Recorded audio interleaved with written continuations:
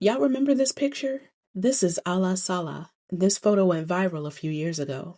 But what most people don't realize is that her story didn't end when the picture stopped trending. She was a university student at Khartoum in 2019. Not a politician, not a public figure, just a student. She climbed that car outside of army headquarters and started leading chants calling for the end of Omar al-Bashir's 30-year dictatorship.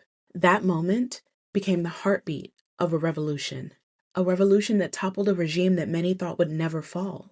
Her voice carried thousands of Sudanese women who risked arrest, beatings, and bullets to demand freedom. They called themselves Kandakas, after the Nubian queens, because they led with the power of every generation before them. But here's the part the world missed. The revolution didn't end when Bashir fell. It stalled, it fractured, and now it's bleeding. Since April 2023, Sudan's been ripped apart again. This time, by its own armies. The Sudanese Armed Forces and the Rapid Support Forces have turned Khartoum, Darfur, and Kordofan into war zones. Over 10 million people are displaced, whole cities emptied, markets reduced to ash. And the crisis goes beyond bombs, right? The UN says half the country, which is about 25 million people, faces acute food insecurity. In Darfur and Khartoum, entire families are starving as supply routes collapse, and aid convoys are attacked. There are villages that have seen mass killings of civilians, ethnic targeting, and mass graves.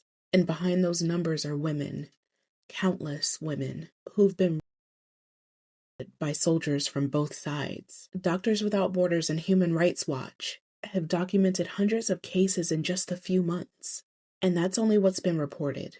And yet, through all of that, the women who once led the revolution are still organizing, some from exile and some still in Sudan. They run underground clinics, neighborhood kitchens, and community shelters called emergency response rooms, feeding the people that the world forgot. Alaa is still speaking, from the UN, from international forums, anywhere that someone will listen, warning that the revolution that she helped ignite is being buried under war and silence. And she's right.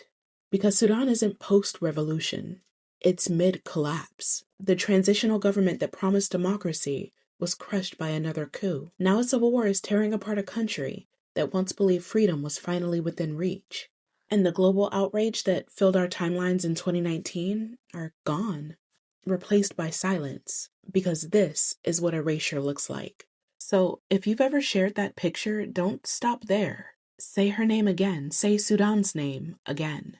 Because the war didn't erase her voice. It just made it harder to hear. Say her name.